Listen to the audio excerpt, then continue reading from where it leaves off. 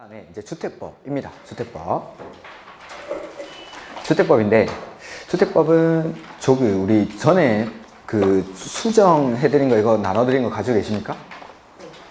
안 가지고 계신 분이 많은 것 같으니까 일단은 중요한 내용 위주로 보도록 하겠습니다. 그리고 지금 여기 수정된 내용들을 보면은 지역주택조합에 수정된 내용이 많습니다. 그러니까 아마 요약서에는 수정된 내용들이 다 포함이 되어 있을 테니까 수정된 내용들은 요약서에서 일단은 설명을 드리도록 하고, 지금은 조금 이제 중요한 것들, 바꿔야 되는 거, 노트에 있는 것 중에서도 바꿔야 되는 것들을 위주로 설명을 드리도록 하겠습니다. 그 다음에 나머지 내용들은 그렇게 크게 바뀐 건 없으니까 일단 지역주택조합에서 많이 바뀌었다라고 생각하시면 됩니다. 이렇게 조합에서, 지역주택조합뿐만 아니라 주택법상의 조합에서 많이 바뀌었고, 그 다음에 주택법에는 뭐 일단 목차부터 적어보면은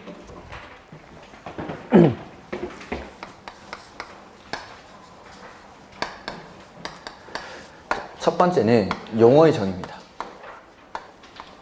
용어의 정의를 목차에다 적는 건 처음인데, 이거 주택법은 주택법에서만 쓰는 용어들이 시험에 출제가 됩니다. 대표적으로 세대구분형 공동주택이라든지 도시형 생활주택 이런 것들, 그 다음에 국민주택인지 뭐 국민주택 규모 이런 것들이 시험에 많이 출제가 되는 것들. 그 다음에 두 번째는 주택의 건설입니다. 건설.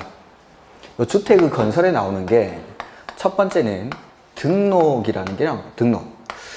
아까 건축법에서는 건물 짓는 사람을 건축주라고 했었는데, 주택법에서는 그 사람들을 사업주체라고 부릅니다. 그리고 이 주택법에서 사업주체가 될 수 있는 후보자들이 있는데, 그 중에서 국장에게 등록을 해야 되는 사람이 있습니다. 그런 것들을 등록사업자라고 부르고, 그 등록을 할 때는 어떤 요건을 갖춰야 되는지. 그 다음에 두 번째, 조합입니다. 중요합니다.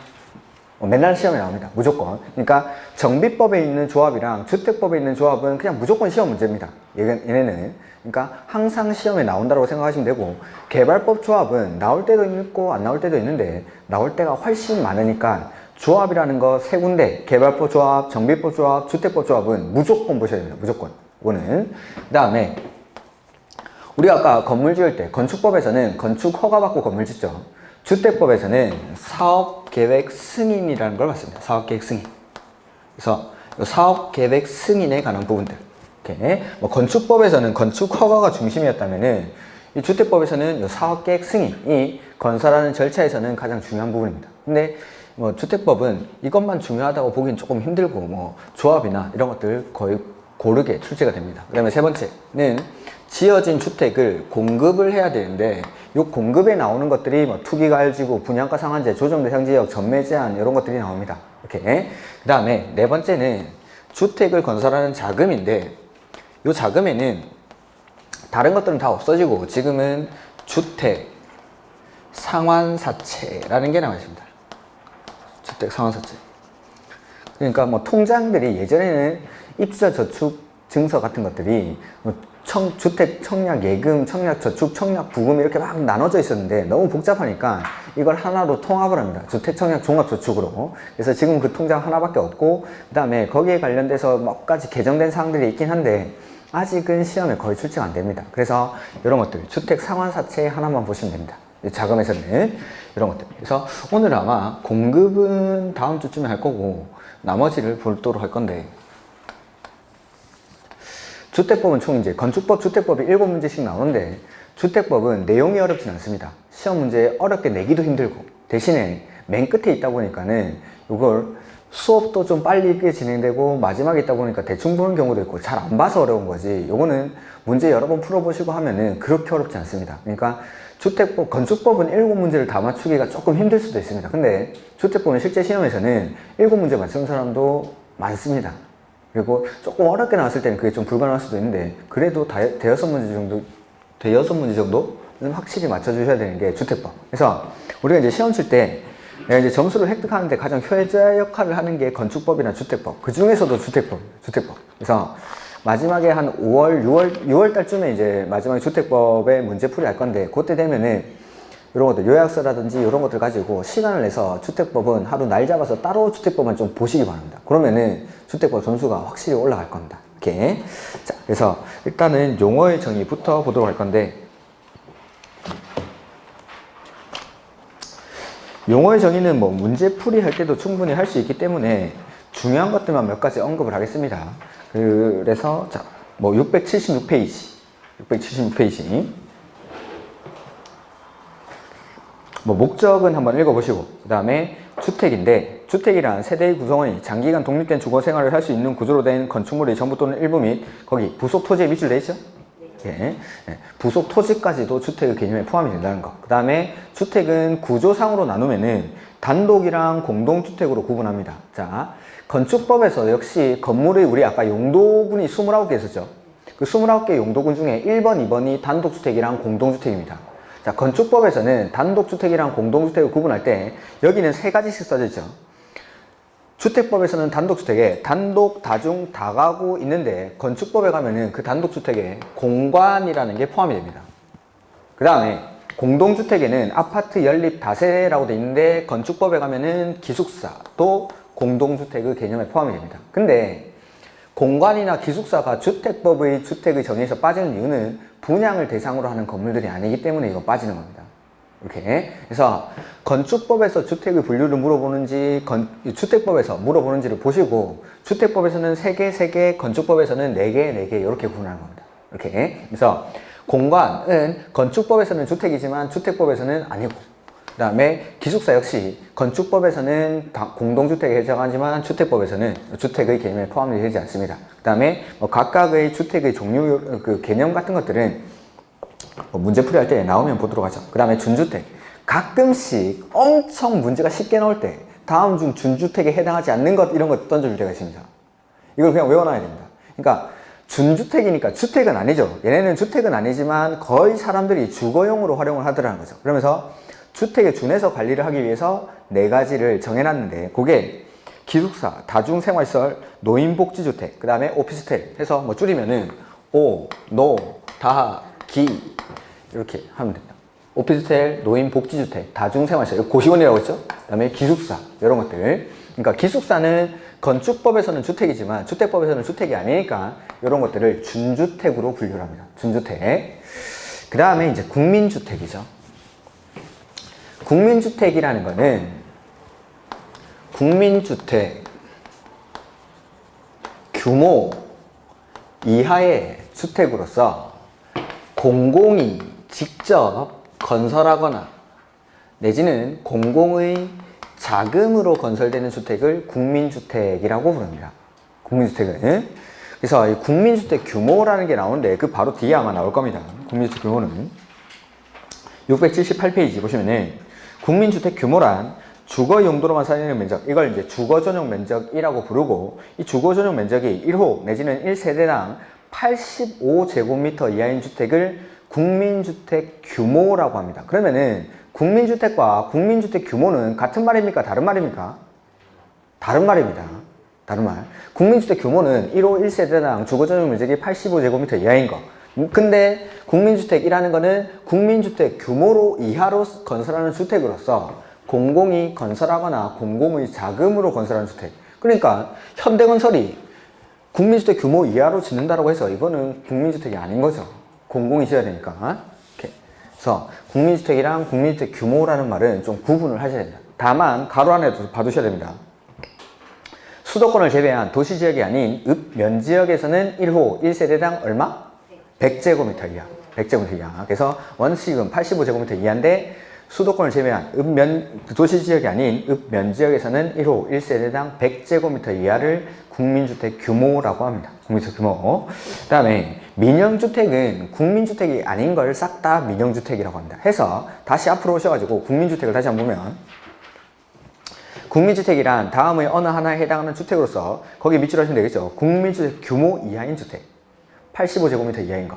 해서 1번은 국가지자체, 주공 내지는 뭐 지방공기업법에 따라 설립된 지방공사, 즉 공공이 직접 건설하거나 내지는 국가 지자체의 재정 내지는 주택도시기금으로부터 자금 지원을 받아 건설, 개량되는 주택, 즉 공공의 자금으로 건설되는 주택, 요거를 국민주택이라고 합니다. 이렇게. 그 다음에 민영주택은 뭐였죠?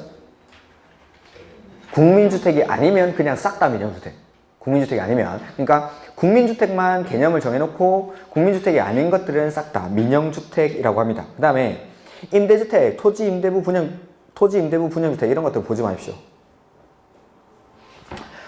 토지 임대부 분양주택이라는 거는 반가 아파트입니다. 반가 아파트. 우리가 아파트 분양받으면 이거죠. 이 구분 소유 대상이 되는 건물이랑 대지 지분을 분양받게 되죠. 근데 이 토지를 빌리는 겁니다. 빌리는 거. 그리고 내가 분양을 받으면은 요 501호 요거에 대한 소유권만 이전을 받는 거죠. 땅은 안 주고 요것만 주겠답니다. 여러분 같으면 이 아파트 들어가서 살 겁니까? 그래서 장사가 안 됩니다. 이거 안 팔립니다. 이게 반값 아파트. 그러니까 분양가에 택지 가격이 빠져버리니까 이런 것들을 반값 아파트라고 해가지고 공급을 했었는데 뭐 많이 최경환 부총 때인가 그때 뭐 시행을 했었나 그랬었죠. 근데 별로 호응이 없었습니다. 땅에 대한 소유권을 안 주다 보니까. 그래서 토지를 임대하는 분양 임대주택입니다. 토지를 임대할 거지고. 그래서 토지 가격이 빠져버리니까 이제 가격이 싸지는 거죠. 그 다음에 세대 구분형 공동주택 있죠. 요거는 좀 보셔야겠죠. 공동주택 주택 내부 공간의 일부를 세대별로 구분하여 생활이 가능한 구조를 하되 그 구분된 공간의 일부를 구분 소유할 수 밑줄 없는. 그러니까 아파트가 있는데 이거를 세대별로 나누는 겁니다. 원래는 801호 하나였는데 출입문을 따로 설치해 주죠. 출입문을 따로 설치해 가지고 가운데 공간을 나눠 가지고 여기를 801호 A 그 다음에 801호 B 이렇게 합니다. 해가지고 이 두 개의 공간을 따로 구분 소유할 수는 없습니다.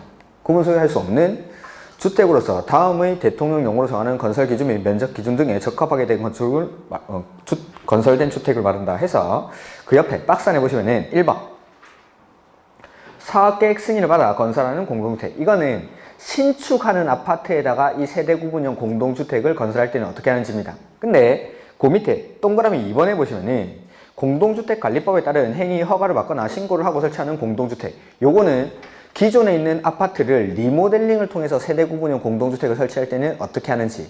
요 동그라미 2번은 아직 시험에 출제된 적이 없습니다. 작년인가? 새로 생겨서가지고. 이렇게. 그래서 나온다면은 요 2번 정도가 나올 수도 있겠죠. 이렇게 해서 보면은 뭐 1번도 언제든지 나올 수 있습니다. 요 세대 구분형 공동주택은 최근에 많이 쓰이고 있습니다. 밖에서도. 해서 동그라미 1번의 기획부터 보면은 세대별로 구분된 각각의 공간마다 별도 욕실, 부엌, 현관을 설치할 것. 이렇게. 그래서 세대별로 구분된 공간마다 각각의 욕실, 부엌, 현관을 설치를 해줘야 됩니다. 이렇게. 그다음에 두 번째는 하나의 세대가 필요할 때는 통합해서 쓸 수 있도록 세대 간의 연결문 또는 경량구조의 경계벽 등을 설치할 것. 그 다음에 디귿에 세대 구분형 공동주택의 세대수가 주택단지 안의 공동주택 밑줄 전체 세대수의 3분의 1을 넘지 않을 것. 그 다음에 리을 보시면은 주거전용 면적 합계 역시 두 번째 줄 밑줄 전체 주거전용 면적의 3분의 1을 넘지 아니하도록.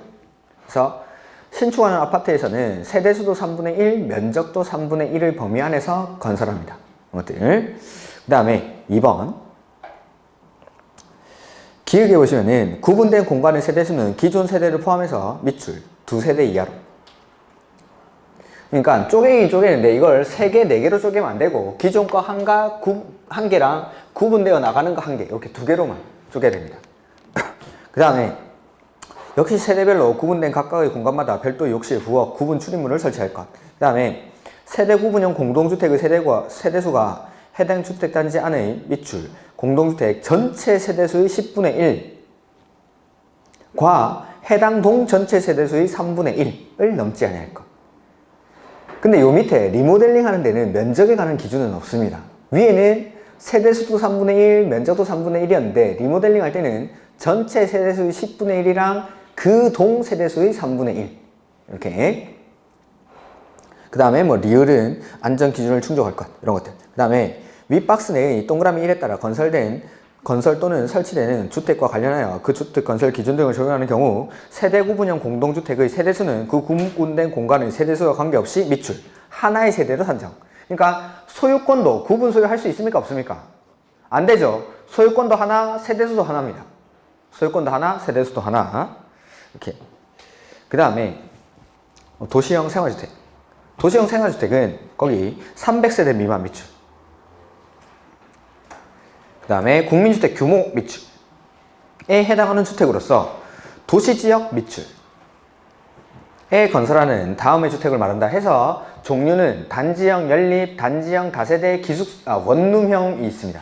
이렇게. 근데 뒤에 페이지 먼저 보면은 단지형 연립이나 단지형 다세대, 연립이나 다세대 주택은 주택으로 쓰이는 중수가 4계층 이하인 주택을 말하는데 도생으로 지을 때는 5계층까지 지을 수 있다 라는 것밖에 없어서 시험에 내기 좀 힘듭니다. 그래서 원룸형 주택의 요건이 시험에는 출제가 됩니다. 원룸형 주택. 자, 도생은 아까 정의해보면은 300세대 미만으로서 규모는 국민주택 규모 이하죠. 즉 85제곱미터 이하의 주택을 말하는데 원룸형 주택의 경우에는 거기 첫 번째 세대별 주거전용 면적이 50m.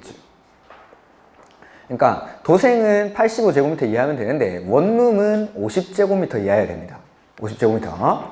그 다음에 세대별로 독립된 주거가 가능하도록 욕실, 부엌을 설치를 해야 되고 다음 페이지 보시면은 원룸이니까 욕실 및 보일러실을 제외한 공간은 밑줄 하나의 공간으로 구성.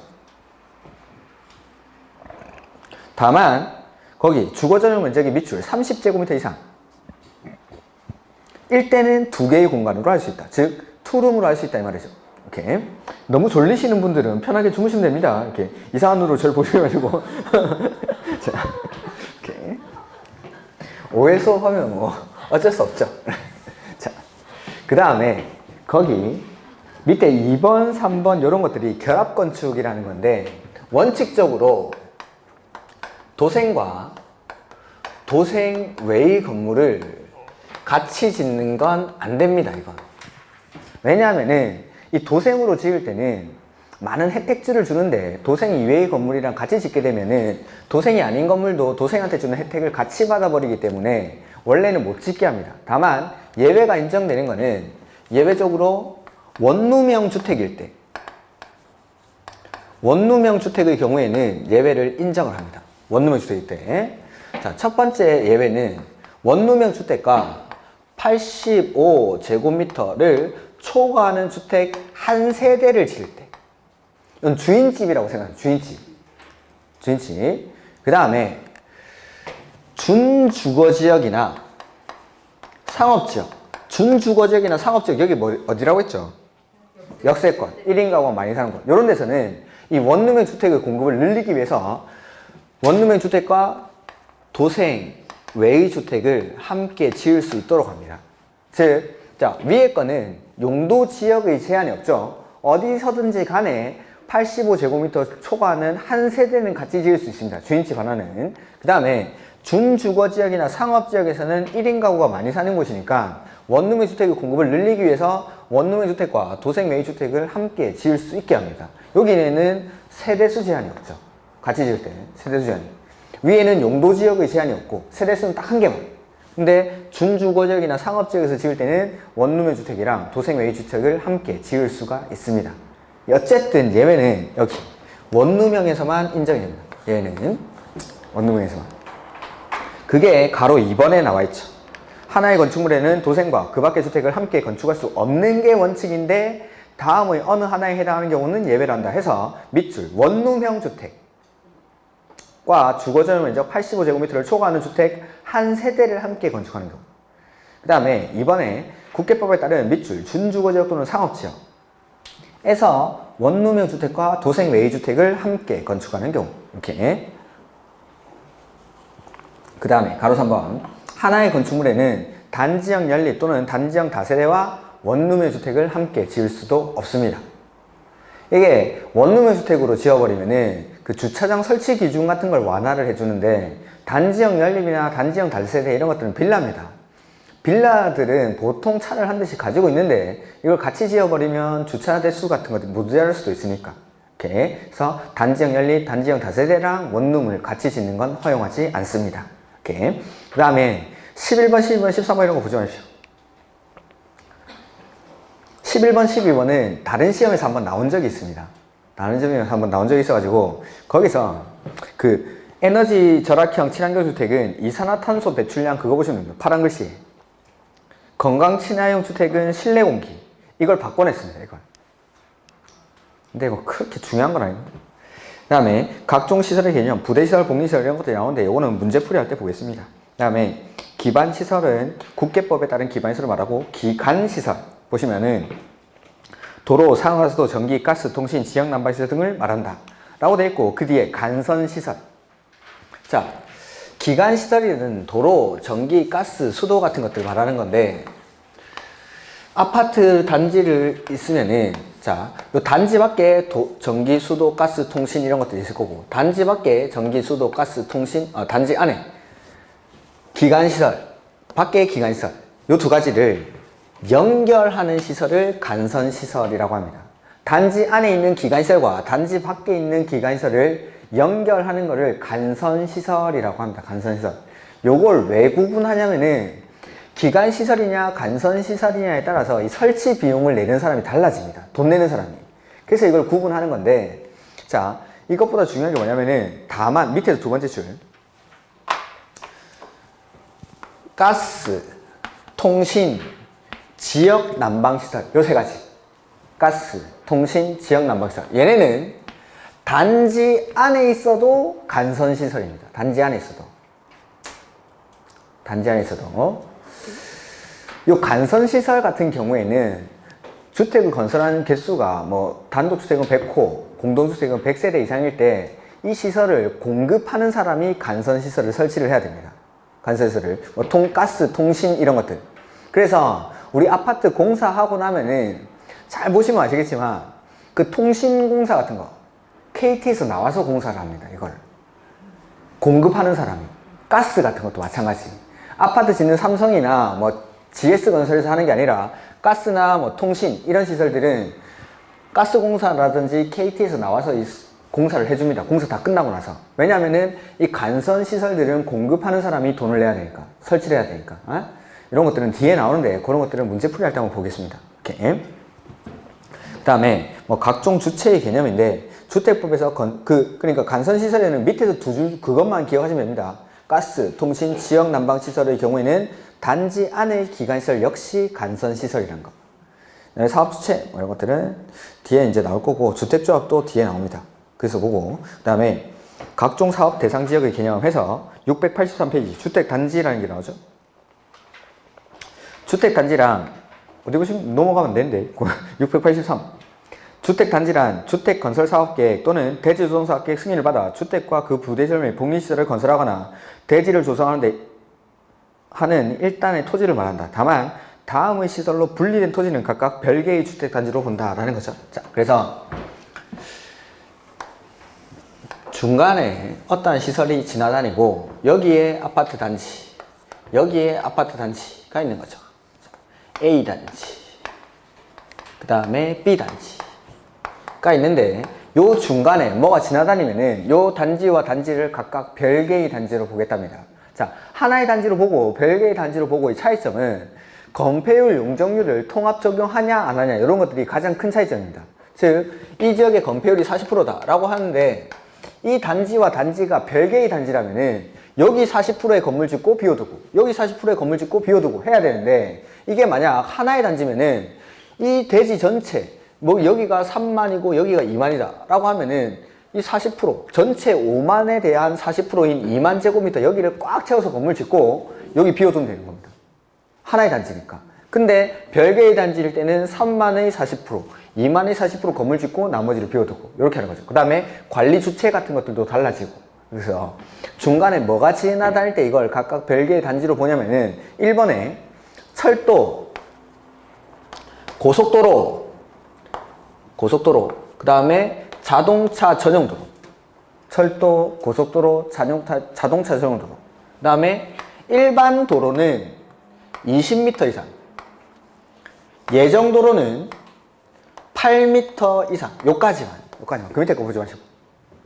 그래서 단지와 단지 사이에 철도, 고속도로, 자동차 전용도로, 일반 도로는 20m 이상, 예정도로는 8m 이상 이런 것들이 지나다니면 이 단지와 단지를 각각 별개의 단지로 봅니다.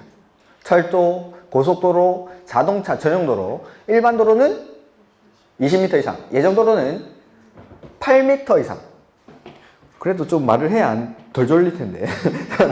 일반 도로는 20m 이상, 예정도로는 8m 이상. 이렇게. 자, 그 다음에 나머지는 그냥 보지 마십시오.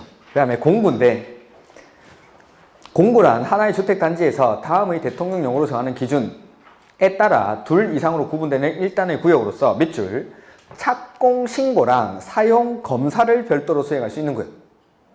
자, 공구 나중에 말할 건데 공구별로 나눠서 사업을 하더라도 사업계획 승인을 따로 받는 건 아닙니다.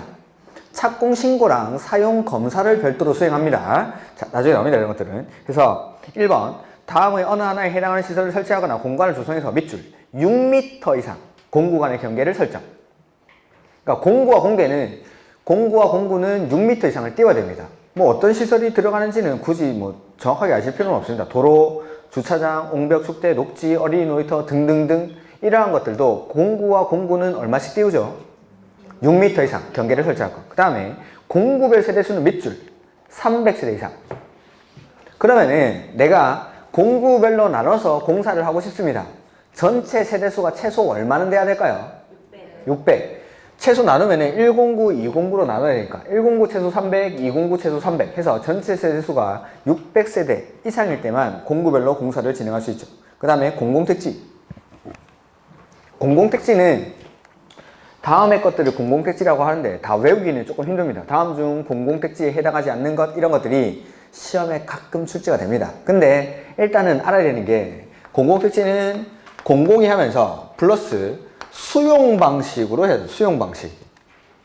공공 플러스 수용이라고 생각하시면 됩니다. 그래서 절대 나오면 안 되는 게 민간. 그 다음에 환지. 특히 요거 환지 이런 거 나오면 안 됩니다. 환지.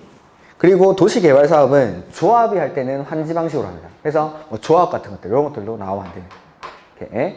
그러니까 원칙적으로는 공공이 하면서 수용 방식. 그래서 그 뒤에 보면은 뭐 무슨 사업인데 수용 방식으로 하는 경우만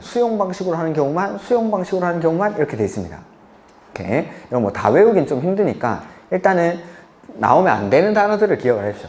환지라든지 이런 것들 나오면 안 되고 민간 중에 뭐 조합 같은 거 나오면 안 됩니다. 이렇게. 그런 것들이 나오면은 공공택지에 해당하지 않는다라고 생각하시면 됩니다. 이걸 뭐 다 외우긴 조금 힘드니까. 그 다음에 리모델링이라는 게 나오는데 요거는 지금 거기 나와 있는 숫자들을 좀 바꿔서 낼 겁니다. 숫자들.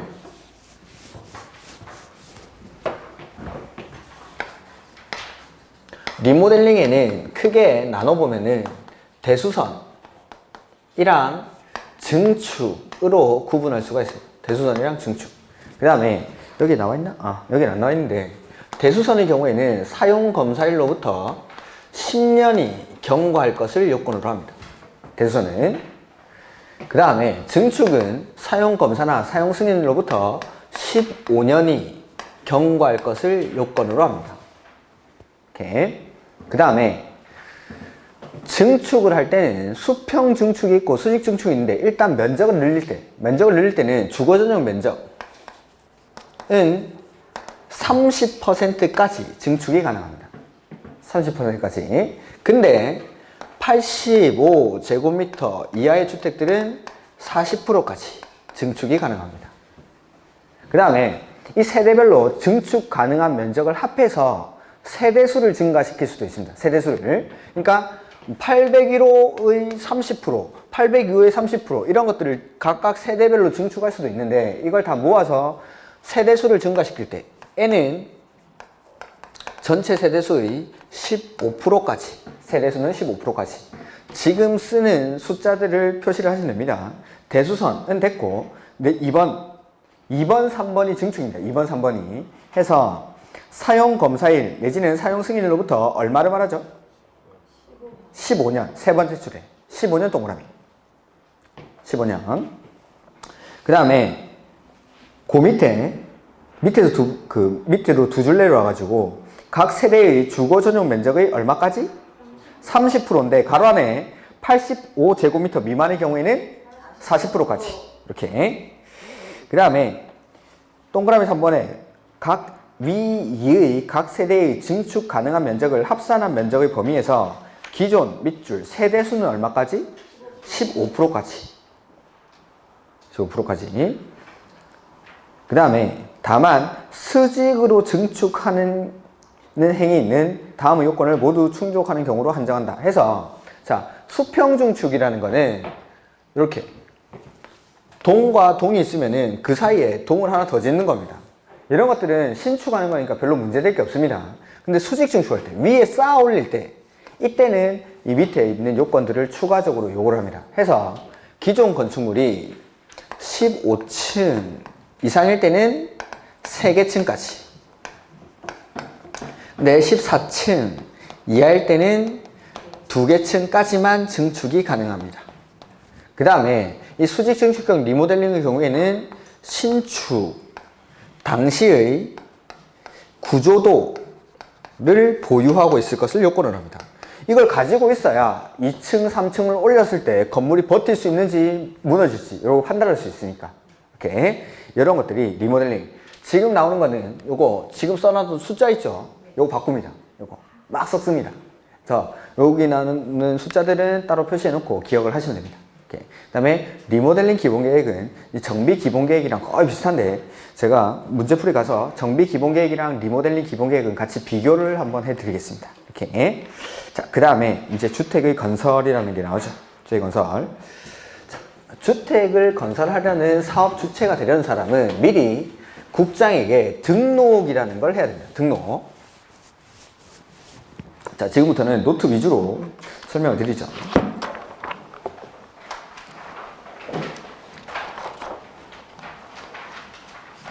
노트에 58페이지 보시면 등록이 나올 겁니다.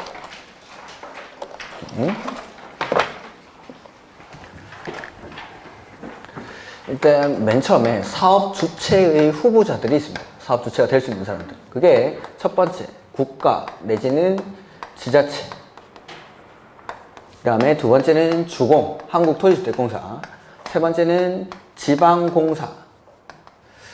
네 번째는 공익법인입니다. 공익법인. 뭐 사랑의 집짓기 운동본부 이런 것들을 말하는 겁니다. 그 다음에 다섯 번째는 조합. 그 다음에 여섯 번째 고용자. 그 다음에 일곱 번째 법인. 그 다음에 여덟 번째 개인. 이런 사람들이 사업 주체가 될 수 있는 사람들인데, 이 사람들이 연간 단독주택은 20호, 공동주택은 20세대, 대지조성 사업은 1만 제곱미터 이상의 사업을 하는 게 아닙니다. 내가 미리 이러한 사업을 하겠다라고 하려는 자, 계획을 가지고 있는 사람들은 미리 국장에게 등록을 해야 됩니다. 미리. 등록은 국장한테. 근데 여기 국가지자체에 등록 안 하고, 주공 안 하고, 지방공사 안 하고, 공익법인 안 하고, 조합 안 하고, 고용자 안 하는데 등록하는 사람, 이 사람들을 등록사업자라고 부릅니다. 등록사업자. 그래서 그 등록사업자를 두 개로 나눠보면은 법인이랑 개인으로 나눌 수가 있는 겁니다. 그래서 이런 사람들이 등록사업자에 해당합니다. 등록사업자. 법인이랑 개인. 이렇게 등록해야 되는 사람들이 갖춰야 되는 요건이 있는데, 법인은 자본금이 3억 이상일 것을 요건으로 하고, 개인은 자산평가액이 6억 이상일 것을 요건으로 합니다. 그 다음에 관련 분야 기술자를 한 명씩 보유를 해야 되고, 사무실을 갖추고 있을 것을 요건으로 합니다. 이런 것들이 등록의 요건. 이렇게. 자, 보시면은 책을 한번 보면 사업주체란 주택건설사업계획 또는 대지조성사업계획 승인을 받아 그 사업을 시행하는 자를 말한다. 그 다음에 사업주체의 종류는 뭐 저기 써놓은 거니까 일단 됐고, 주택건설사업의 등의 등록이 나오죠. 연간 대통령령으로 정하는 호수는 가로 안에 나오죠. 단독주택은 20호, 공동주택은 20세대, 대지조성사업은 1만 제곱미터 이상인데 거기 도생은 30세대로 한다라고 돼 있긴 하죠. 이렇게. 의 대지조성사업을 시행하려는 자는 밑줄 국장에게 등록합니다. 국장에게 등록. 그러니까 할 때 하는 게 아니라 미리 등록을 해놓는 겁니다. 미리. 그 다음에 뭐 등록의 요건 나오죠. 여기 써놓은 거. 법인은 자본금이 3억 이상. 근데 가로 안에 개인은 자산평가액이 6억 이상. 그 다음에 주택건설 사업할 때는 건축 분야 기술자 1명. 그 다음에 대지조성 사업할 때는 토목 분야 기술자 1명을 보유를 해야 됩니다. 근데 내가 주택건설 사업도 하고 대지조성 사업도 하겠다라고 할 때는 각각 한 명씩. 근데 둘 다 한다고 해서 자본금이 뭐 6억이 필요하고 이런 건 아닙니다. 자본금은 그냥 3억 이상만 있으면 되고 요것만. 그 다음에 사무실, 예전에는 22제곱미터 이상의 사무실을 갖추고 있으라고 했는데 그런 면적 기준은 없었습니다. 그냥 사무 장비를 갖출 수 있는 사무실만 확보하고 있으면 됩니다. 이렇게. 그 다음에 뭐 등록의 절차는 됐고, 비등록 사업주체는 여기 1번부터 6번까지 국가자체, 주공, 지방공사, 공익법인, 조합이나 고용자. 단 조합이나 고용자의 경우에는 무조건 등록을 안 하는 게 아니라 여기 등록 사업자와 사업을 공동으로 할 때 등록을 하지 않습니다. 거기 동그라미 5번, 동그라미 6번 가로 안에 써져 있죠. 조합이나 고용자의 경우에는 등록 사업자와 사업을 같이 할 때 그때 등록을 하지 않습니다. 오케이. 그 다음에 등록의 기준 뭐 이런 것들은 아까 앞에서 봤던 거고, 공동사업주체. 자, 여기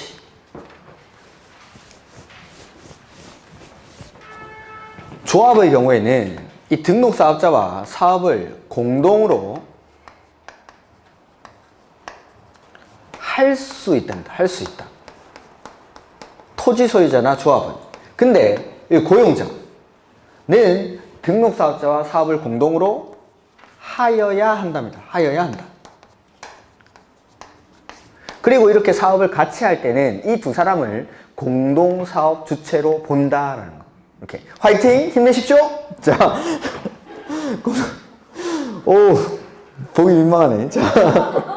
1번. 토지 소유자. 토지 소유자가 주택을 건설하는 경우에는 대통령령으로 정하는 바에 따라 등록 사업자와 공동으로 사업을 할 수 있다, 밑줄. 할 수 있다. 그리고 사업을 같이 할 때는 이 두 사람을 공동사업 주체로 본다라는 거. 그 다음에 주택조합. 근데 가로 안에 세대수를 증가하지 아니하는 리모델링 주택조합은 제외, 밑줄. 제 책에도 아마 써져놨, 그렇죠. 노트에도 써놨죠. 자, 세대수를 증가하지 않는 리모델링 주택조합을 왜 제외하는지를 보면은, 자, 리모델링 주택조합은 원래 주택의 소유자들이 우리 집 고쳐 쓰는 거죠. 그러면은 세대수가 증가하지 않을 때는 분양을 할 게 있습니까? 없습니까?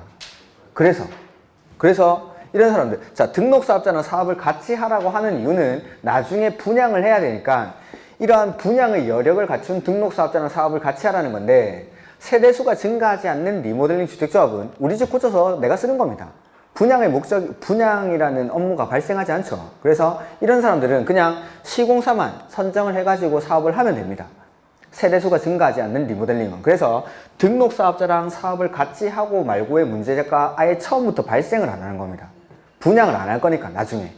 이렇게 해서 세대수를 증가하지 않는 리모델링 주택조합은 제외한다. 해서 그 다음에 하나, 둘, 세 번째 줄. 공동으로 사업을, 조합은 등록사업자랑 해야 됩니까? 할 수 있습니까? 할 수 있다. 할 수 있다. 그래서 토지 소유자나 조합은 공동으로 할 수 있는데, 고용자는 공동으로 해야 됩니까? 할 수 있습니까? 하여야 한다. 하여야 한다. 그래서 여기 조합이나 토지 소유자는 등록사업자와 사업을 공동으로 할 수 있고, 그 다음에 여기 고용자는 공동으로 하여야 한다. 근데 조합 중에서 제외되는 게 세대수가 증가하지 않는 리모델링 주택조합은 제외한다라는 거. 그리고 이 사람들이 사업을 같이 할 때는 공동사업 주체로 봐줍니다. 이렇게. 그 다음에 등록사업자의 결격사유. 자, 1번부터 4번까지 결격사유 나올 때마다 나오는 거죠. 이렇게. 그 다음에 5번. 등록이 말소된 후 밑줄 2년이 지나지 아니한 자. 등록 말소되고 나서 2년이 지나지 아니한 자. 그 다음에 임원 중에 결격사유에 해당하는 사람이 있는 법인, 이런 사람들은 등록이 안 됩니다. 이렇게. 등록하는 사람은 여기 법인이나 개인 있죠. 이 법인은 임원 중에 결격사유에 해당하는 사람이 있죠. 그럴 때는 등록할 수가 없다라는 거죠. 이렇게. 뭐 결격사유는 그냥 보시면 되는 거고, 뭐 등록사업자의 시공 이런 것들은 됐습니다. 놔두시고. 그 다음에 692페이지 등록의 말소가 나오죠. 국장은 등록사업자가 다음의 어느 하나에 해당하면 그 등록을 말소하거나 1년 이내의 기간을 정해서 영업정지를 명할 수 있다. 다만 1 또는 5에 해당하는 경우에는 그 등록을 밑줄 말소하여야 한다. 그래서 1번 별표, 5번 별표. 자, 등록 말소 사유 많죠? 그거 안 봅니다. 안 보고 1번이랑 5번만 볼 겁니다. 말소를 해야 되는 거. 필요적 등록 말소 사유 딱 두 가지만 기억하십시오. 첫 번째, 거짓이나 기타 부정한 방법으로 등록한 경우. 그 다음에 5번은 등록증을 대여했을 때. 그러니까 임의적 등록 말소 사유는 보지 마십시오. 그냥 보지 마시고 요거 필요적 등록 말소 사유만 거짓 기타 부정한 방법으로 등록을 했거나 등록증을 대여한 경우. 뭐 중개법에도 비슷한 거 나오지 않습니까? 뭔가? 이럴 때는 등록을 말소해야 됩니다. 해야 한다. 필요적 말소 사유 두 가지만 보시면 됩니다. 그 다음에 나머지는 됐고, 그 다음에 4번 등록 말소 처분 등을 받은 자의 업무 수행. 등록 말소 또는 영업정지 처분을 받은 등록사업자는 그 처분 전에 사업계획 승인을 받은 사업은 계속 수행할 수 있다. 원칙, 계속 수행할 수 있다 밑줄. 다만 계속 수행할 수 없는 중대하고 명백한 사유가 있을 때는 그러하지 아니한다. 원칙적으로는 말소되기 전에 사업계획 승인 받은 거 그냥 하면 됩니다. 다만 중대하고 명백한 사유가 있을 때는 그러하지 아니한다. 이렇게. 그 다음에 5번은 안 보셔도 됩니다. 그 다음에 주택조. 여기서 많은 것들이 바뀌긴 했는데 일단은 노트 필기 위주로 보시면서 노트에서 필기에서 수정해야 될 것들만 제가 몇 가지 언급을 드리겠습니다.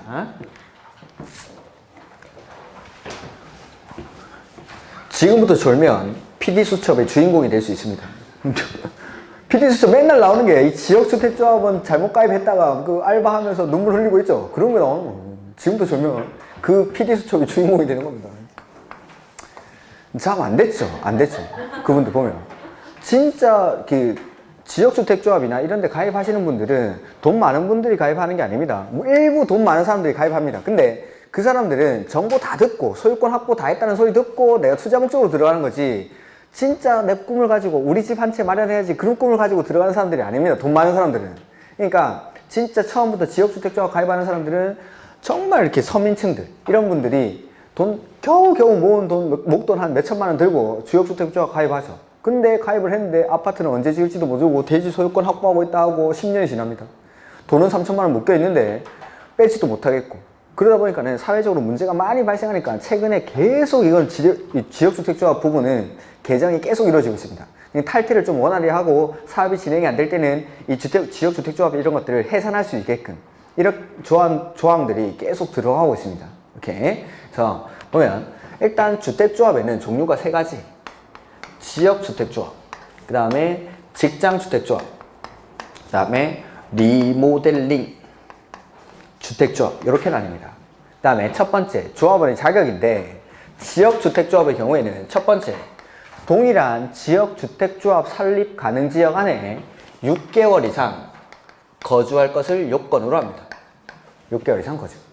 그러니까 서울 주변은 서울, 경기, 인천이 하나의 같은 지역으로 묶여 있습니다. 해서 서울, 경기, 인천 지역 안에 6개월 이상 거주를 해야 됩니다. 뭐 대구 같은 데는 대구, 경북이 묶여 있고 경남 같은 경우에는 부산, 울산, 경남 이런 지역들이 하나의 지역주택조합 설립 가능 지역으로 묶여 있습니다. 이 지역 안에 일단 6개월 이상 거주할 것을 요건으로 합니다. 그 다음에 두 번째는 85제곱미터 이하의 주택을 한 채에 한해서 소유한 세대주인자가 지역주택조합의 조합원이 될 수가 있습니다. 세대주 한 명만. 그러면은 집 한 채 가지고 있어도 조합원 될 수 있죠. 무주택자는 될까요? 안 될까요? 됩니다. 하나 가지고 있는 사람도 되니까. 그 다음에 직장주택조합은 일단 크게 두 가지로 건설하기 위한 직장주택조합이 있고 지어진 국민주택을 공급받기 위한 직장주택조합 이렇게 나뉩니다. 그 다음에 이 둘 다 건설하든 공급하든 둘 다 요구하는 거는 동일한 직장의 근로자일 것을 요건으로 합니다. 동일한 직장의 근로자일 것을.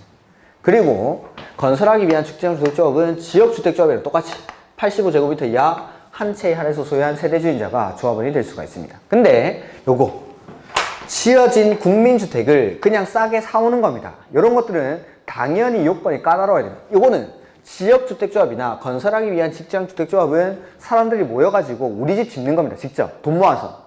그러니까 쉽게 말해서 지역주택조합이나 직장주택조합은 우리 집 공동구매. 공동구매하니까 싸게 할 수 있죠. 그리고 조합원들이 500명인데 한 1000세대 지어가지고 500명이 일단 1000세대의 건축비를 부담을 하는 겁니다. 그리고 남는 500세대를 일반 분양해가지고 조합원들은 싸게 입주를 하는 거죠. 그런 것들이 지역주택조합, 직장주택조합입니다. 그러니까 지역주택조합이나 건설하기 위한 직장주택조합은 우리 집 짓는 건데, 요거 국민주택을 공급받기 위한 직장주택조합은 지어져 있는 국민주택을 그냥 사오는 겁니다. 싼 가격에. 그러니까 요건을 좀 더 까다롭게 무주택자만 공급받기 위한 직장주택조합의 조합이 될 수 있습니다. 그 다음에 리모델링 주택조합의 경우에는 요거 소유자들이 조합원이 됩니다. 이게 조합원의 차이다. 그 다음에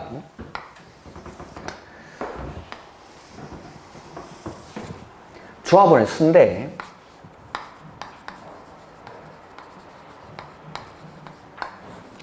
이 조합원의 수는 주택, 건설, 예정, 세대, 수의 50% 이상으로 합니다.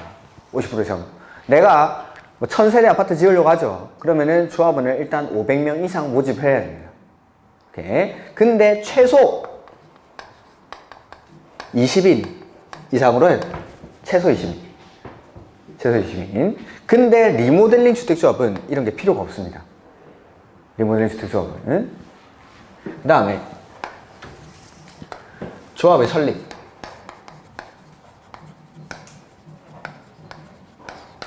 하려고 할 때는 주택 건설 예정, 대지 소재지를 관할하는 시장, 군수, 구청장으로부터 인가받습니다.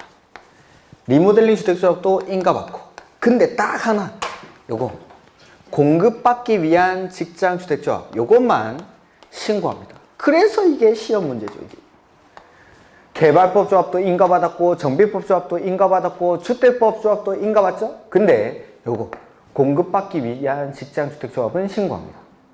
신고. 그 다음에 자, 여기에 수정해야 될 내용이 있습니다.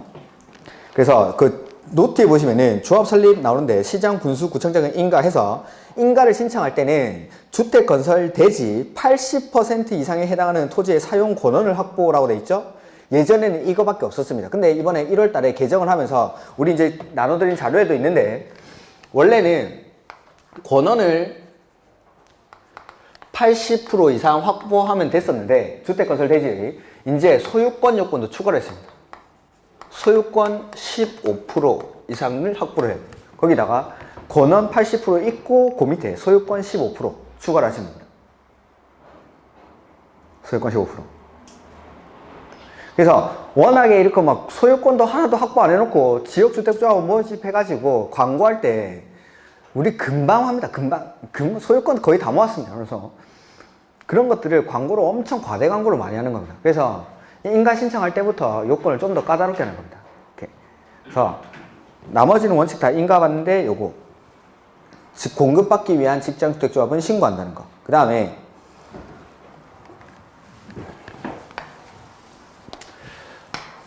조합원의 교체 내지는 신규 가입입니다. 신규 가입. 이러한 것들이 원칙은 안 됩니다. 금지.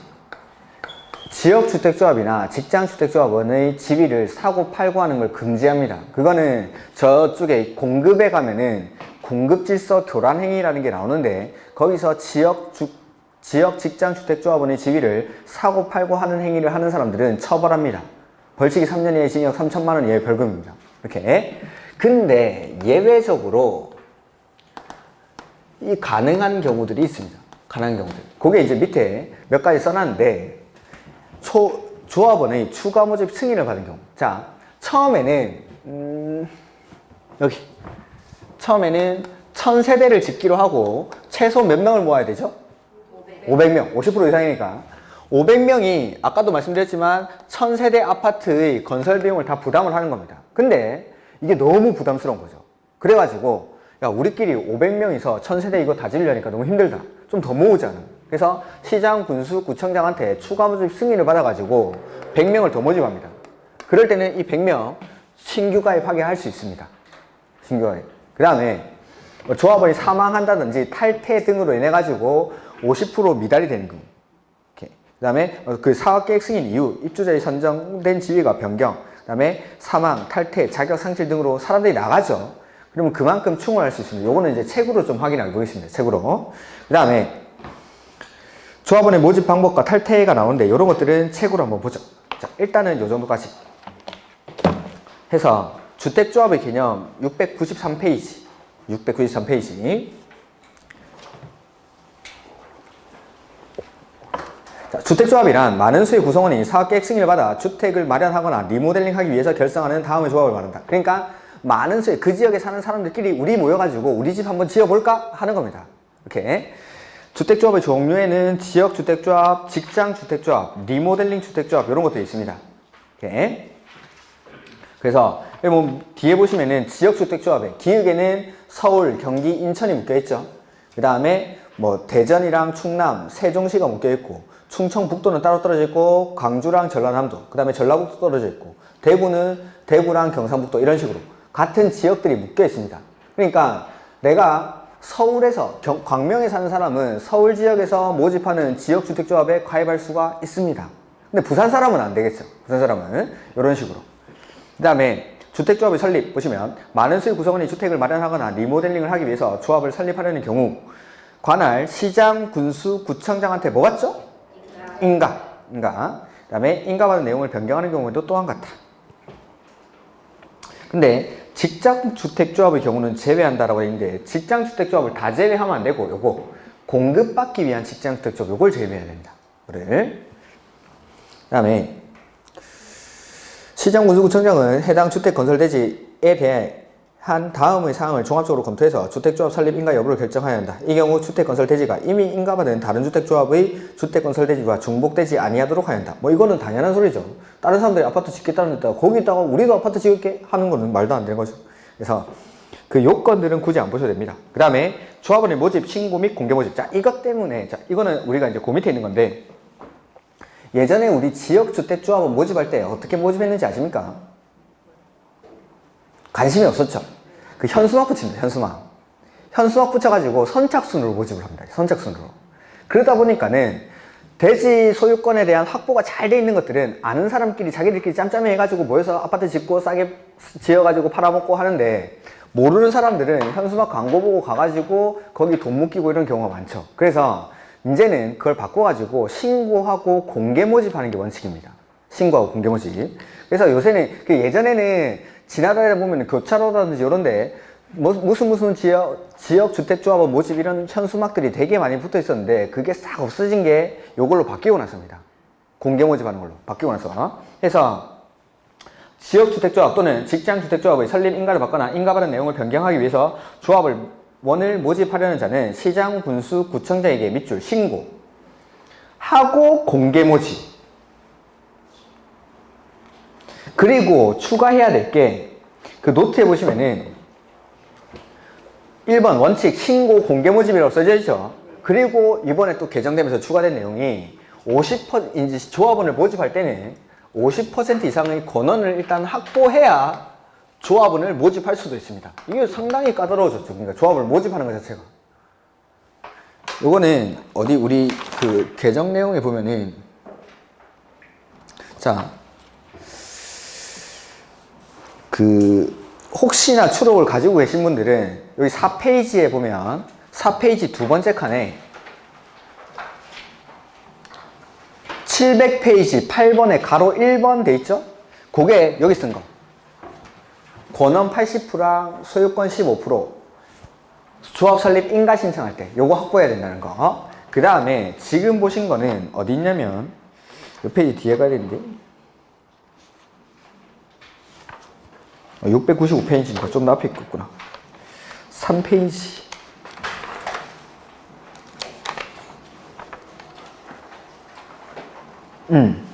이 페이지에 위에서 세 번째 칸.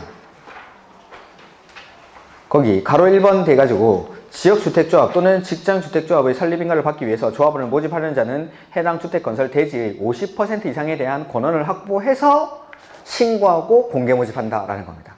이렇게.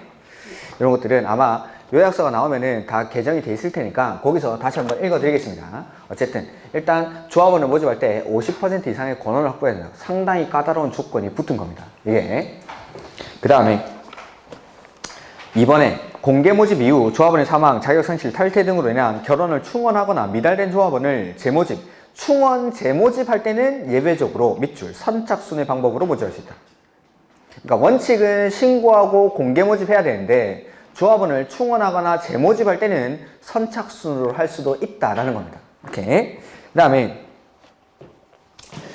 뭐 3번, 4번 이런 것도 됐고, 그 다음에 5번 됐으면 될 것이. 3번, 4번, 5번은. 그 다음에 총회 의결 이런 것들은 그냥 보지 마십시오. 그 다음에 조합원의 구성 보죠. 주택조합은 주택조합 설립 인가를 받은 날부터 사용검사를 받는 날까지 계속하여 다음의 요건을 모두 충족하여야 한다. 해서 주택 건설 예정 세대수의 얼마 이상으로 구성합니까? 50% 이상. 다만 사업계획 승인 등의 과정에서 세대수가 변경된 경우에는 변경된 세대수, 아까 요거 말씀드렸죠. 원래 처음에 1000세대 지으려고 했는데 아까는 추가 모집인 경우고, 자 처음에 1000세대 짓기로 했다가 와 이 지역에 개발 호재가 GTX A 노선이 지나간답니다. 이거 대박 날 것 같죠? 야 우리 1000세대 하지 말고 1200세대 짓자. 주택건설 예정 세대수가 변경이 됐죠. 그러면은 원래 처음에는 500명 모집했었는데 이거 100명 더 모아야겠죠. 변경된 세대수라니까. 그러면은 100명을 더 추가 모집을 해야 되는 겁니다. 주택건설 예정 세대수가 바뀌어버린 겁니다. 아까는 1000세대 짓는데 500명을 모집을 했다가 이 500명이 1000세대의 주택건설 비용을 부담하기가 너무 부담스러우니까 100명을 더 모집하는 거고, 방금 보여드린 데는 처음에는 1000세대 짓기로 했는데 여기 GTX-A가 지나간답니다. 더 지어야죠. 연신내 여기서 하는데 연신내 여기 GTX-A 지나가고 대박인데? 이러면서 1200세대 짓는 거죠. 그러면은 이거를 처음에는 500명 모집을 했다가 변경된 세대수의 50%니까 600세대를 모집을 해야 돼요. 600세대를. 이렇게. 그 다음에 가로 2번에 조합원은 최소 몇 명? 20명. 근데 주택조합의 조합원이 될 수 있는 사람은 다음의 구분에 따른 사람으로 한다. 다만 조합원의 사망으로 그 지위를 상속받은 자는 요건이 필요 없습니다. 상속인의 지위를 포괄쓴 게 아닐까. 그래서 지역주택조합의 경우에는 조합 설립 인가 신청을 현재부터 다음의 어느 하나에 해당하는 자일 것 해서 기역에 보시면은 세대원 전원이 주택을 소유하고 있지 아니한 세대의 세대주일 것. 요 기역이 무주택세야. 기역의 저 다음 페이지에 보시면은 밑에서 두 번째 줄 전원이 주택을 소유하고 있지 아니한 세대주. 무주택세죠. 그 다음에 니은에 85제곱미터 이하의 주택을 한 채에 한해서 소유한 세대주인자. 그래서 저희가 여기는 85제곱미터 한 채만 썼지만은 한 개 가지고 있어도 조합원이 될 수 있으니까 집 없는 사람도 당연히 조합원이 됩니다. 오케이. 그 다음에 같은 조합 설립인가 신청을 현재 같은 지역에 얼마 이상 거주해야 되죠? 6개월 이상. 오케이. 그 다음에 직장주택조합원 역시 요거 똑같이 갖춰야 됩니다. 85제곱미터 이하의 주택을 한 채에 한해서 소유하거나 무주택인자. 이런 사람들. 그 다음에 다만, 그 동그라미 1번에 다만 국민주택을 공급받기 위한 직장주택조합의 경우에는 1의 기역, 즉 무주택자만. 공급받기 위한 직장주택조합은 무주택자만. 1의 기역이 바로 무주택자입니다. 무주택자. 그 다음에 조합 설립인가 신청을 현재 동일한 거기 국가기관, 지자체 법인에 근무하는 사람일 거. 그러니까 요거 건설하든 공급하든 둘 다 요구하는 거는 동일한 직장의 근로자일 것을 요건을 합니다.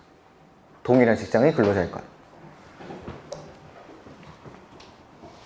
그 다음에 3번은 그냥 안 보셔도 됩니다. 그 다음에 리모델링 주택조합이 될 수 있는 사람은 소유자들. 박스 안에 볼까요? 사업계획 승인을 받아 건설한 공동주택의 소유자. 그 다음에 복리시설을 함께 리모델링 하는 경우에는 해당 복리시설의 소유자. 그 다음에 사업계획 승인을 받은 것 뿐만 아니라 건축법에 따라서 건축 허가를 받아 분양을 목적으로 건설된 공동주택의 소유자 역시 조합원이 될 수 있습니다. 그러니까 자 여기 리모델링 주택조합은 최소 20명이 아니라도 된다고 했죠. 나중에 배우겠지만은 사업계획 승인은 한 번에 짓는 건물의 개수가 30호, 30세대 이상일 때 사업계획 승인을 받습니다. 근데 내가 19세대의 다세대 주택 같은 걸 지은 거죠.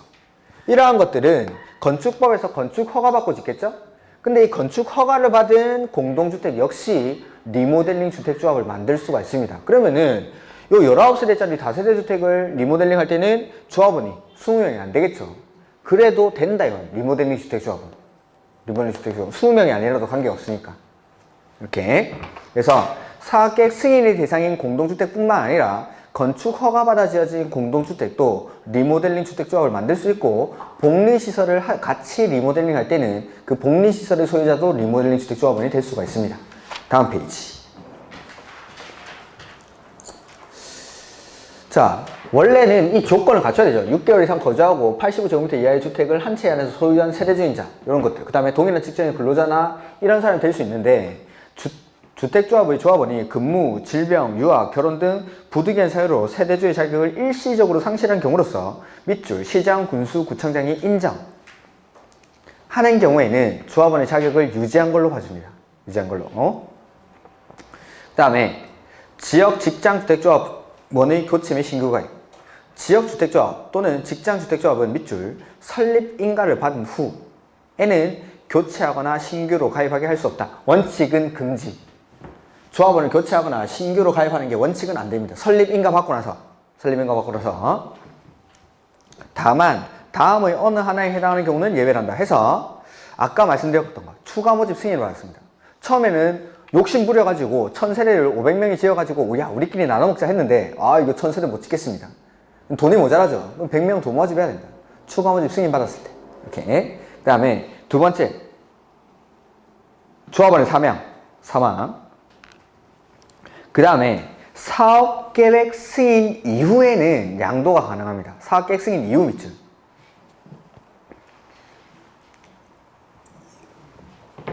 그러니까 조합 설립 인가 받고 나서 사업계획 승인 인가 받기 전까지 양도 양수가 안 됩니다. 근데 사업계획 승인 인가 떨어지고 나서는 프리미엄 붙여서 이거 팔 수가 있습니다. 이렇게. 그 다음에 디귿에 보시면은 조합원의 탈퇴 등으로 조합원의 수가 주택건설 예정 세대수의 50% 미만이 되는 경우 탈퇴 밑줄 하시면 되고, 그 다음에 자격을 상실, 리을에는 자격을 상실. 그 다음에 미음에 사업계획 승인 과정에서 주택건설 예정 세대수가 변경되어, 아까 말씀드렸죠? 처음에 1000세대 지으려고 했는데 여기 개발 호재가 발생하는 겁니다. 야 이거 장사가 잘 될 것 같은데 200세대 더 짓자. 주택건설 예정 세대수가 변경이 되죠. 그래가지고 여기 50%에 미달하게 됐을 때는 그만큼 충원이 가능합니다. 해서 자, 첫 번째는 그 추가 모집 승인을 받은 경우, 그 다음에 두 번째 사망했을 때, 그 다음에 사업계획 승인 이후에 다 읽어보면은 가로가 너무 많아가지고 여기는 가로가 어디까지지? 처음에는 큰 가로로 시작하고 작은 가로가 없어지지 않네. 사업계획 승인 이후에는 양도 양수가 가능하다라고만 그냥 생각하십시오. 이렇게. 소유권을 사업계획 승인 이후에 밑에서 하나, 둘, 세 번째 줄에 입주자로 선정된 지위가 양도, 증여 또는 판결 등으로 변경됐을 때는 그 변경된 사람을 세대주로 본다. 즉 사업계획 승인 이후에는 양도가 가능합니다. 양도가. 그 다음에 탈퇴, 그 다음에 자격의 상실, 그 다음에 주택건설 예정 세대수의 변경으로 인해서 추가 모집을 할 수가 있다라는 거. 이렇게. 그 다음에 가로 2번에 위 가로 1에 따라 조합원을 추가 모집하거나 충원되는 자가 5의 가로 1에 따른 가로 1 및 2, 이게 뭐냐? 5의 1 및 2가 조합원의 자격 요건입니다. 자, 추가 모집 세는 사람이 있죠. 처음에 조합 설립 인가 받을 때 그때 조합원을 모집할 때가 있을 텐데, 그 모집하고 나서 그 이후에 조합원을 추가 모집하는 겁니다. 근데 추가 모집되는 사람들이 자격 요건이 있는지 없는지를 판단할 때는 거기 해당 조합 설립 인가 신청일을 기준으로, 자, 조합 설립 인가를 이때 신청하는데 그 이후에 조합원을 추가 모집하는 거죠. 처음에 모집했던 사람들은 자격이 있는지 없는지를 판단할 때 여기를 기준으로 판단을 하는데, 뒤에 오는 사람들은 여기를 기준으로 추가 모집 당시를 기준으로 판단해버리면은 조합원마다 자격 요건이 달라집니다. 6개월 이상 거주할 것을 요건을 하는데 이 시점에 내가 한 4개월 살았던 거죠. 근데 추가 모집할 때는 한 2개월 지나가지고 6개월 충족했습니다. 원래는 안 되던 사람이 추가 모집 당시에는 될 수도 있겠죠. 그래서 모든 조합원의 자격 요건을 동일하게 해야 되니까 조합 설립 인가 신청 시를 기준으로 자격 요건이 있는지 없는지를 판단합니다. 이렇게. 그 다음에 그 옆에 참고, 이건 됐습니다. 그 다음에 설립인가의 절차가 나오는데, 주택을 마련하기 위해서 주택조합 설립인가를 받으려는 자는 해당 주택 건설 대지의 80% 이상에 해당하는 권원이랑 소유권 15%. 아까 제가 여기 4페이지였나? 추록해 보면은 4페이지의 두 번째 칸에 이런 것들이 아마 요약서에는 바뀌어져 있을 겁니다. 중요한 내용이니까 이런 것들은. 그래서 80% 이상에 해당하는 권한을 확보하고 소유권 15%가 필요합니다. 4페이지에 딱 두 번째 줄에 있습니다. 그 다음에 리모델링 하기 위해서 동의요건이 있는데, 이 동의요건 같은 것들은 다음에 하죠. 그래서 리모델링 할 때, 단지 전체를 리모델링 할 때는 각동 구분 소유자 과반수랑 전체 구분 소유자 3분의 2 이상의 결의가 필요하고, 동 딱 하나만 리모델링 하는 경우를 저는 본 적은 없는데 법에는 적혀 있습니다. 그럴 때는 그 동 소유자 3분의 2 이상의 결의가 필요합니다. 리모델링 할 때 동의요건. 그래서 가로 2번에 리모델링 하기 위해서 주택조합을 설립하는 경우에는 다음의 구분에 따른 구분 소유자와 의결권 의 결의를 증명하는 서류를 첨부해서 시장, 군수, 구청장의 인가를 받아야 한다 해서 1번 단지 전체라고 돼 있죠, 박스안에. 단지 전체를 리모델링 할 때는 전체 구분 소유자와 의결권의 3분의 2 이상의 결의랑 각동 구분 소유자 과반수. 근데 하나의 동만 리모델링 하려고 할 때는 3분의 2 이상의 결의가 필요합니다. 그 동. 그 다음에 등록사업자의 책임 이런 것들은 그냥 한번 읽어보시면 되고, 조합원에게 입힌 손해를 배상할 책임이 있다. 이것만 체크하시면 됩니다. 등록사업자도. 그 다음에 조합 설립 신고. 요거죠. 국민주택을 공급받기 위한 직장주택조합은 인가받는 게 아니라 신고한다는 거. 그 다음에 조합원에게 우선 공급이라는 거, 이런 것들은 그냥 읽어보시면 될 것 같고, 12번 요거는 보셔야 됩니다. 예전에는 이 지역주택조합 가입했다가 탈퇴 규정이 없었습니다. 그러니까 돈을 묶여 있는데 비용 다 제하고 준다니까 뭐 주는 규정 그런 것들도 없죠. 그러니까 비용을 환급에 관한 규정도 없고 탈퇴에 관한 규정도 없다 보니까 가입하고 추가 분담금 내고 이러고 돈은 묶여 있는데 나올 수가 없었던 겁니다. 그런 사람들을 구제해주기 위해서 얼마 전에 이 탈퇴 규정들을 넣었습니다. 명문 규정화 한 겁니다. 예전에도 탈퇴는 할 수 있었는데 돈 내놓고 나가라고 하니까 못 나가는 거죠. 근데 나갈 수 있고 비용의 환급도 청구할 수가 있습니다. 이런 것들. 개정되고 나서 시험에 계속 나왔죠, 이거. 조합원은 조합 규약으로 정하는 바에 따라 조합의 탈퇴 의사를 알리고 밑줄 탈퇴할 수 있다. 그 다음에 탈퇴한 조합원, 가로 안에 제명된 조합원 포함 밑줄. 제명된 조합원은 환급을 청구할 수 없다, 이렇게 시험에 나왔습니다. 아닙니다. 제명된 조합원도 환급을 청구할 수 있습니다. 해서 조합 규약으로 정하는 바에 따라 밑줄 비용의 환급을 청구할 수 있다. 나갈 때 돈 달라고 할 수도 있습니다. 이렇게 좀 탈퇴를 쉽게 한 겁니다. 그 다음에 업무 대행 이런 것들은 보지 마십시오. 그 다음에 임원의 결격서인데 1번부터 거기 703페이지 임원의 결격서 이런 것들, 조합 임원의 지역주택조합, 이거는 주택조합은 결격서가 시험에 그렇게 자주 나오진 않았습니다. 한데 1번부터 4번까지는 역시나 항상 보던 거. 그 다음에 5번에 선고유예라는 게 있죠. 선고유예. 그 다음에 6번에 보면은 자격 상실 또는 정지 밑줄. 요것도 형벌입니다. 형벌. 우리나라 형법 형벌 중에 보면은 자격 상실형, 자격 정지형이라는 게 있습니다. 형벌의 종류라고 보시면 됩니다. 그 다음에 해당 주택조합의 공동사업 주체인 등록사업자나 업무 대행사의 임직원, 같이 사업하는 사람 임직원들이 들어오면은 자기 회사에 유리하게 해주겠죠. 유리하게. 그렇게 막 비리를 저지를 수 있으니까 이런 사람들은 조합의 임원이 될 수가 없습니다. 이렇게. 그 다음에 뭐 2번은 됐고, 2번에 결격사유에 해당하면은 보통은 언제 자격 상실한다고 했죠? 당연퇴임, 개발법만 다음 날이고 보통은 당연퇴임. 그래서 여기도 당연퇴임합니다. 그리고 퇴임된 임원이 퇴임 전에 관여한 행위는 효력을 잃지 않는다라는 거.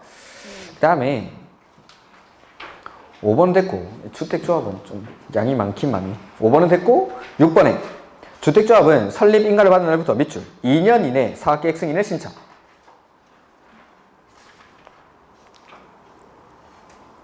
해야 한다.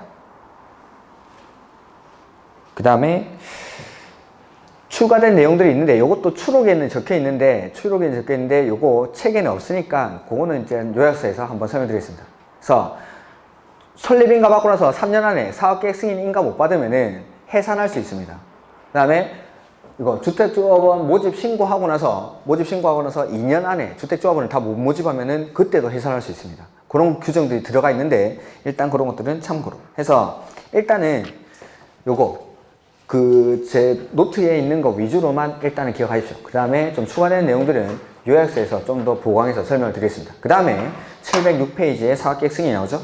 중요합니다. 요건 조금 쉬었다 하죠.